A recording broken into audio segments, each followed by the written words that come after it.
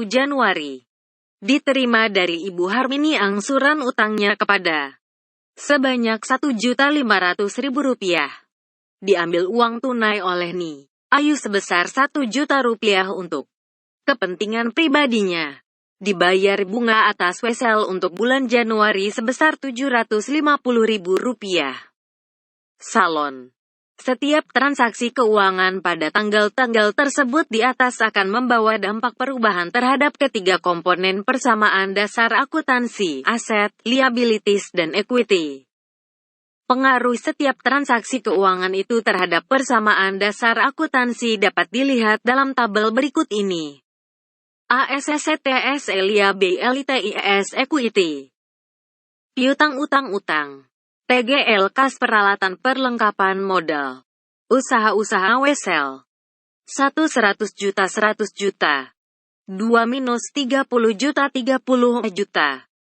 5 minus 10 juta minus 10 juta. 7 50 juta 20 juta 70 juta. 9 75 juta 75 juta. 14 4 juta 500 ribu 4 juta 500 ribu. 15 minus 1 juta 500 ribu minus 1 juta 500 ribu. 22 juta 500 ribu 3 juta 5 juta 500 ribu. 22 minus 20 juta minus 20 juta. 25 sampai 750,000 minus 750 ribu. 29 1 juta 500 ribu minus 1 juta 500 ribu. 30 minus 1 juta minus 1 juta. 31 sampai 750,000 minus 750 ribu. 119 juta 500 ribu 1 juta 500 ribu 80 juta 20 juta 50 juta 75 juta 96 juta. Dalam praktiknya, sepanjang perjalanan periode persamaan tersebut dapat dimodifikasi menjadi aset plus beban, biaya, sama dengan liabilities plus penghasilan plus kapital.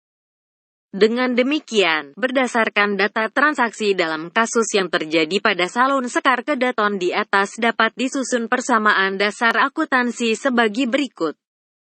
TGL keterangan aktiva plus beban sama dengan utang plus pendapatan plus modal. 1 setoran pemilik 100 juta 100 juta. 2 beli peralatan tunai tanda kurang lebih 30 juta. 5 bayar sewa gedung 10 juta 10 juta. 7 beli peralatan dan perlengkapan 70 juta 70 juta. 9 utang wesel 12% per tahun 75 juta 75 juta. 14 hasil rias pengantin 4 juta 500 ribu 4 juta 500 ribu. 15 bayar gaji minus 1 juta 500 ribu 1 juta 500 ribu. 20 hasil rias pengantin 5 juta 500 ribu 5 juta 500 ribu. 22 angsuran utang 20 juta 20 juta. 25 bayar listrik 750 ribu 750 ribu. 29 angsuran Harmini tanda kurang lebih 1 juta 500 ribu. 30 ambil private 1 juta 1 juta. 31 bunga wesel 750 ribu 750 ribu. Jumlah 221 juta 13 juta 125 juta 10 juta 99 juta. Dua contoh bentuk persamaan dasar akuntansi untuk menyelesaikan transaksi keuangan tersebut tampak berbeda, bukan? Namun keduanya akan menghasilkan informasi yang sama.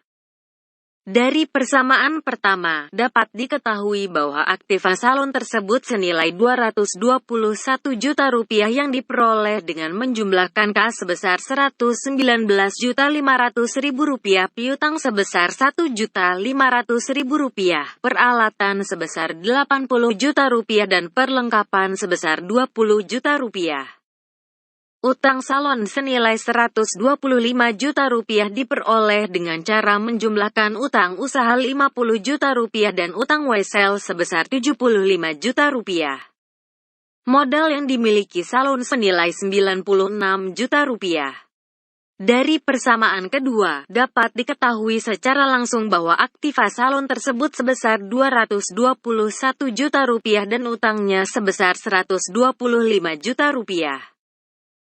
Sedangkan modal salon sebesar 96 juta rupiah yang diperoleh dengan cara menambahkan modal 99 juta rupiah dengan pendapatan sebesar 10 juta rupiah dan dikurangi beban sebesar 13 juta rupiah. Cara yang digunakan untuk melaksanakan pencatatan setiap transaksi keuangan boleh berbeda, namun informasi yang dihasilkannya harus sama. Dalam penyelesaian persamaan pertama, dibuat penggolongan pada aktiva dan utang, sedangkan beban dan pendapatan langsung ditambah atau dikurangkan pada modal. Pada persamaan kedua, unsur aktiva dan utang tidak digolong-golongkan, tetapi beban dan pendapatan dipisahkan dari modal. Dalam praktik di dunia kerja Anda dapat menggunakan salah satu dari kedua persamaan itu, mengingat bahwa hasil akhir atau informasi yang dihasilkan sama. Penyelesaian transaksi ke dalam persamaan kedua terdapat tanda-tanda kurang lebih yaitu pada tanggal 2 dan 29 Januari 2011. Tanda itu merupakan contoh transaksi yang menyebabkan perubahan terhadap susunan aktiva.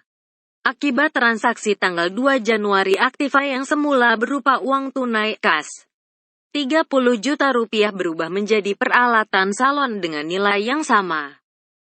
Sedangkan transaksi tanggal 29 Januari menyebabkan berubahnya aktiva yang semula piutang sebesar Rp1.500.000 menjadi uang tunai dengan nilai yang sama. Kedua contoh transaksi tersebut tidak menyebabkan bertambah atau berkurangnya nilai aktiva, utang, maupun modal. Contoh transaksi lain, mengaksep atau mengakui wesel atas utang usaha pada perusahaan lain. Transaksi ini menyebabkan susunan utang berubah, yakni semula berupa utang usaha berubah menjadi utang wesel. Selain itu, pada kenyataan di dunia bisnis akan banyak Anda jumpai transaksi-transaksi serupa, yaitu transaksi yang menyebabkan berubahnya aktiva, utang, atau modal. Contoh-contoh yang disajikan di atas hanya merupakan sebagian kecil dari transaksi yang sebenarnya.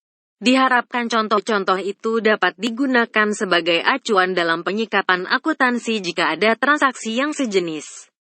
C. Laporan keuangan, Financial Statement. 1. Syarat kualitas informasi keuangan. Anda tentunya masih ingat dan sudah memahami bahwa tujuan dari penyelenggaraan akuntansi adalah menyajikan informasi keuangan. Informasi keuangan dari suatu perusahaan tersebut berguna bagi pihak-pihak yang berkepentingan dan memerlukannya, para pemakai, sebagai dasar untuk mengambil keputusan ekonomi. Dengan informasi keuangan yang diperoleh, mereka akan menganalisisnya dan kemudian menentukan keputusan ekonomi yang bermanfaat bagi pengembangan usaha mereka. Mengingat bahwa informasi yang termuat di dalam laporan keuangan suatu perusahaan sangat penting bagi para pemakainya, maka penyusunannya harus memenuhi syarat kualitas primer dan sekunder. Kualitas primer adalah kualitas utama yang membuat informasi akuntansi berguna sebagai dasar untuk pengambilan keputusan. Kualitas primer meliputi relevan dan handal, reliable. Relevan berarti bahwa laporan keuangan, informasi akuntansi, yang disusun oleh suatu perusahaan memiliki hubungan langsung dengan pengambilan keputusan. Informasi akuntansi dikatakan relevan jika dapat membuat perbedaan dalam pengambilan keputusan ekonomi oleh para pemakainya. Informasi yang relevan adalah informasi yang memiliki nilai prediktif, umpan balik, dan tepat waktu. 1. Informasi memiliki nilai prediktif jika informasi tersebut dapat membantu para pemakainya untuk memprediksi kinerja perusahaan di masa depan. Berdasarkan peristiwa, transaksi, masa lalu, sekarang, dan yang akan datang.